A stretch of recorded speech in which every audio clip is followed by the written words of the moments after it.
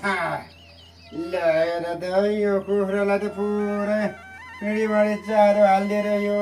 बुढीले के गरेको अब हाल्दिन त परो के अरे अब यिनै त छन् हाम्रो अब बुढेसकालको सारा यो एउटा आँखा डेरी नै यो सामान कटाएको राखेको यो एउटा यहाँ नौ काटौँ भनेको यसो ए बुढी आँखा डेरी नै गएको थिएँ त्यही हेर राम्रोसित हेर यसो आँखा न्यानो जस्तो भएको थिएँ ओहो के राखेको छ यो मान्छेले के राखेको छ केही छैन ए बुढी आउँछ म त चसमा राखेदेखि नै अब मैले अर्थै पाउने नि जाउन जाँदी राखेर नै हुन्छ त मुनि राख्न त परो के अरे कहाँ राखौँ नकराउ त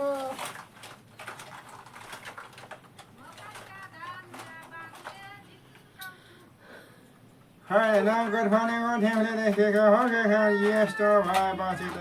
कता राखिछु त बुढेसकाल त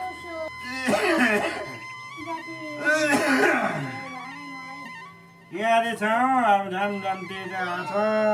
कम छ पिर बनेको छ त तिमी पनि बुढी भयो म पनि बुढी भएँ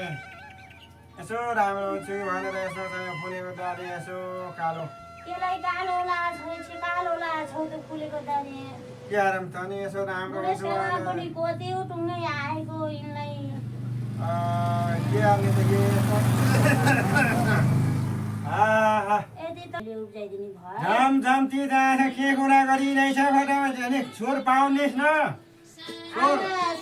छोर पाउनेस् उता छोराले छोने उता बुहारीहरूले छोने केटीहरूले पनि अहिले झमझम ती जान्छ बर्षदेखिको ती जा छोरीलाई बोलाउने कुरै गर्दिनँ गएको थिएँ के मोया लाउँदैन र भन्छु मोया त लाउँछ छोरीको मोया लाउ भनेर एक आहारहरू त्यसो होइन कहाँ रोनी त म रोएँ भने त तपाईँ त रोलिस् के एक्लै हामीलाई गर्नु अब गाउँमा कोही छैनन् गाउँघरमा अब कुखुरा हामी हाहा गरे पनि हो अरू कोही छैनन् काने अब छोरो चाहिँ अब परदेश गयो छोरी बुहारीले अब नाति नातिना बनाउने आउने होइन अब माइने जाने हो नि यताउता गर्ने हो नि के गर्ने त नि म रोएर बस्यो भने यो घरमा कसले के गर्ला कसो गर्ला तिमीलाई थाहा छैन